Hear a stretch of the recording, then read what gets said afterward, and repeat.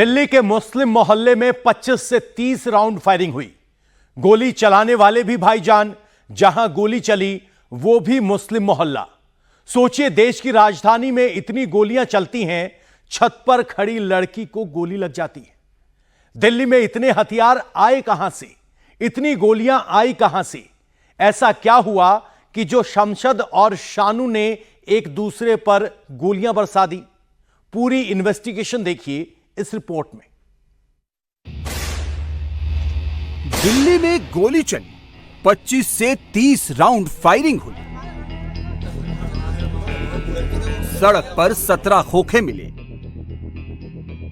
दुकान की शटर पर 2 छेद, दुकान की ग्रिल पर 1 छेद। वेलकम में इतनी गोलियां चली कि पूरी दिल्ली दहल गई।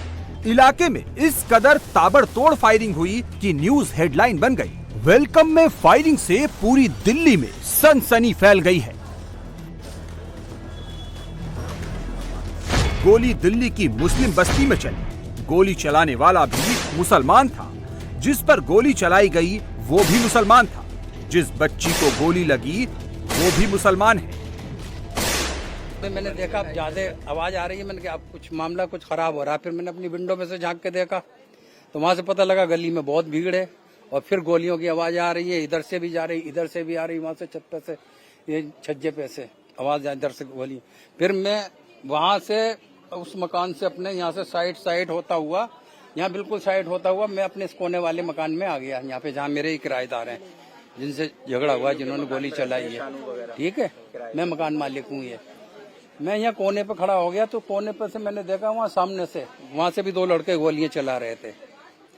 मार किसी के नहीं रहे, निशाना लगा के सब हवाई फेर ऐसी एक दूसरे को चमकाने के लिए कर रहे थे।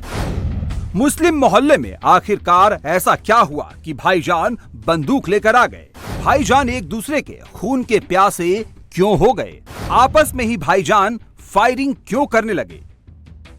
मुस्लिम बस्ती में गोलीबारी की पूरी डिटेल बताएंगे। उसके पहले मुस्लिम बस्ती में गोलीबारी के बाद क्या हालात हैं, पहले वो देख लीजिए। राजधानी दिल्ली शनिवार की शाम गोलियों की तड़तड़ाहट से दहल उठी। वेलकम इलाके के राजा पार्क में शाम तकरीबन 4:20 पर पुलिस को सूचना मिली कि यहां पर 2 पक्षों में गोलियां चल रही है। जब मौके पर पुलिस पहुंची तो यहां पर 17 खोखे मौके से बरामद किए गए, लेकिन गोलियां कितनी चली इसके निशान आप साफ देखे जा सकते हैं कि ये दुकान की शटर पे ये गोली का निशान है। इसके अलावा जो मौके पर जहां जहां गोलियां मिली है पुलिस ने इसको मार्क किया है। बताया जा रहा है कि 2 दर्जन से ज्यादा राउंड यहां पे दोनों तरफ से फायरिंग हुई है। शमद और निशांत के बीच जो विवाद था, कपड़े के कारोबार है दोनों का, और दोनों के बीच माल लेने को लेकर विवाद हुआ था, जिसके बाद शनिवार की शाम दोनों पक्षों में गोलियां चली। और देख सकते हैं कि ये एक घर है जहां से गोली चल रही थी, ये शमद का घर है, जबकि ये दूसरा किराएदार है जिनसे विवाद हुआ था। और दोनों का एक ही कारोबार है, दोनों कपड़े का कारोबार करते हैं। लेकिन इन दोनों के बीच हो रही गोलीबारी में सामने एक लड़की खड़ी थी बालकनी में, जहां पर उसको गोली लगी है। फिलहाल उसको हॉस्पिटल ले जाया गया है, लेकिन उसकी स्थिति अब ठीक है, उसको उपचार के बाद लाया गया है। ये समद का घर है, ये शानू का घर है। दोनों घर एक दूसरे से सटे हुए हैं। समद मकान मालिक है और शानू समद के रिश्तेदारों का किराएदार है। गोलीबारी इन्हीं 2 घरों के बीच हुई। विवाद इन्हीं दोनों के बीच का है। हुआ क्या था? वेलकम की गली में गन शॉट का साउंड क्यों सुनाई देने लगा? अब ये भी जान लीजिए। समद और शानू दोनों जीन्स का कारोबार करते हैं। दोनों का माल एक ही वॉशिंग वाले के पास जाता है। वॉशिंग वाले से समद का 6.5 लाख रुपए के माल को लेकर विवाद था। वॉशिंग वाला जब शानू का माल लेकर आया तो इसे समद ने जब्त कर लिया। शानू अपना माल वापस मांगने समद के पास गया और यहीं से विवाद शुरू हो गया। मेरे बच्चों का माल उतार लिया इन्होंने। हमें चाहिए इंसाफ, हमें इंसाफ चाहिए। हमारे बच्चों का माल मिल जाए हमारे लिए। 4 दिन हो गए खुशामतें करते इनसे हाथ जोड़ते हुए, मगर जे हाजी जी है मकान मालिक, इनसे भी कहा हाजी जी निबड़वा दो, नहीं निबड़ रहे। 3-3 बजे रात के पार्टी ही कर रहे हैं, चाय पी रहे हैं, हंस रहे हैं, और हमारे लड़के खड़े हैं यहाँ पर खुशामद कर रहे हैं। आज उसे लेके आए जहाँ बासिंग वाले के लिए, उसे ले कहा तुम्हारे हवाले कर दिया। उसने कहा भाई तुम मुझे रोक लो और इनका माल दे दो। उस माल पे बिहार लड़के आए हुए थे इनके पास में, इन्होंने घेर के वहीं पर माल लिया बच्चों के लिए। देखो क्या कहें, ये बोले वो गुंडे बुला के हम धमका रहे हैं, किराए पे हम तुम्हें निकाल के फेंक देंगे। ऊपर आए बदतमीजी करी तो जाहिर सी बात है, ऊपर आने के बाद बदतमीजी इंसान करेगा तो कुछ न कुछ बचाव के लिए करेगा, नहीं करेगा।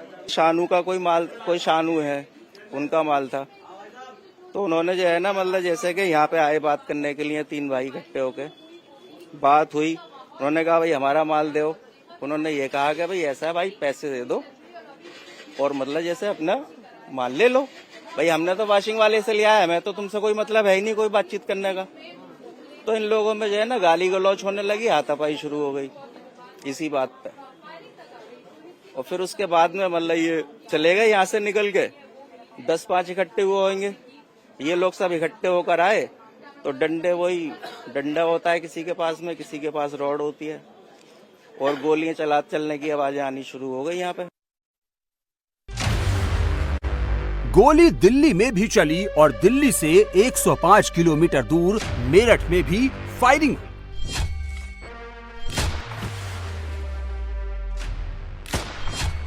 दिल्ली में गोली 2 गुटों में चली, लेकिन मेरठ में जो हुआ वो डरा देने वाला है। दिन दहाड़े 20 सड़क मकान के बाहर फायरिंग हुई। इस सीसीटीवी फुटेज के पहले फ्रेम को देखिए। 1, 2, 3, 4 युवक हैं। 4 में से 2 ने मुंह में कपड़ा बांध रखा है। सड़क के दूसरी तरफ खड़ा शख्स भी अपने मुंह को ढक रहा है।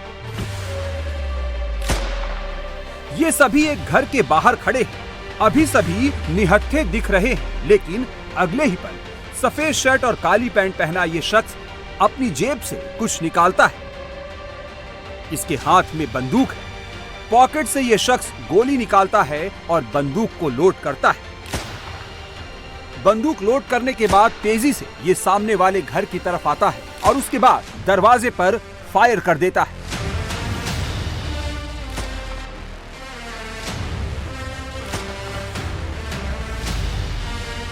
अभी तक फ्रेम में सिर्फ 4 लोग दिख रहे थे, लेकिन अब संख्या बढ़ने लगती है। पहली गोली चलने के साथ ही पेड़ के पास छिपा एक और शख्स बाहर आता है। अब हमलावरों की संख्या 4 से 5 हो गई। 5वें लड़के ने भी मुंह को कवर कर रखा है और उसके हाथ में लाठी जैसी कोई चीज है। अब सभी लड़के कुछ सेकंड के लिए फ्रेम से गायब हो जाते हैं और अगले ही पल जब दोबारा फ्रेम में दिखते हैं तो सभी लाठी डंडे और हथियारों से लैस होते हैं। अब की बार जब ये आते हैं तो इनकी टीम में 5 नहीं 6 लोग होते हैं। इस बार सभी 6 लोग एक साथ घर पर धावा बोलते हैं। सबसे पहले ये नकाबपोश गुंडा एक बड़ा सा पत्थर घर पर फेंकता है। फिर 2 लोग लाठी लेकर मकान के मेन गेट की तरफ बढ़ते हैं और दरवाजे पर दनादन लाठियां बरसाने लगते हैं। जब नकाबपोश दरवाजे को लाठी से पीट रहे होते हैं तभी बाईं तरफ से एक बार फिर गोली की तड़तड़ाहट सुनाई देती है। बदमाश घर में एक और फायर करते हैं। बदमाशों ने घर पर हमला करने से पहले अपने मुंह को अच्छे से कवर किया। मतलब ये कि हमलावरों को पता था कि घर पर सीसीटीवी कैमरा लगा है, इसलिए जाते जाते वो सीसीटीवी कैमरा भी तोड़ गए। मेरठ के जय भीम नगर कॉलोनी की ये तस्वीर रोंगटे खड़े कर देने वाली है। जिस घर के बाहर हथियारों से लैस आधा दर्जन गुंडे खड़े हो, ताबड़तोड़ फायरिंग कर रहे हो, पत्थर फेंक रहे हो, लाठी बरसा रहे हो, सोचिए उस घर में बैठे लोगों के दहशत का लेवल क्या होगा।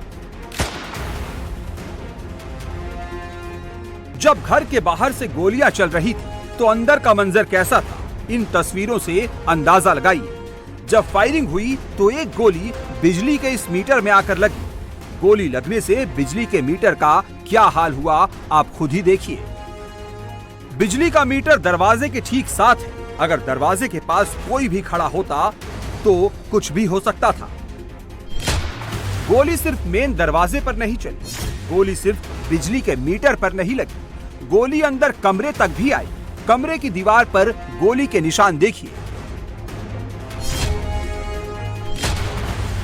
इस घटना के पीछे वजह पुरानी रंजिश बताई जा रही है। जिस घर पर फायरिंग हुई है वो घर गोविंदा नाम के शख्स का है। 10 सितंबर को गोविंदा जाटव का मोहल्ले के अजय वाल्मीकि से झगड़ा हुआ था।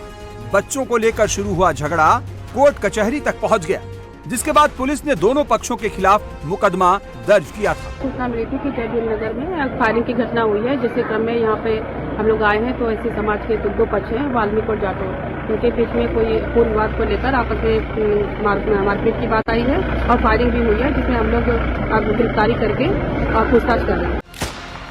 दिल्ली में ताबड़तोड़ फायरिंग हुई, मेरठ में भी दिन दहाड़े गोलियां बरसाई गई, लेकिन गनीमत ये रही कि इसमें किसी की जान नहीं गई, क्योंकि जिस तरह से अंधाधुंध फायरिंग की घटना हुई उससे जान माल का बड़ा नुकसान हो सकता था।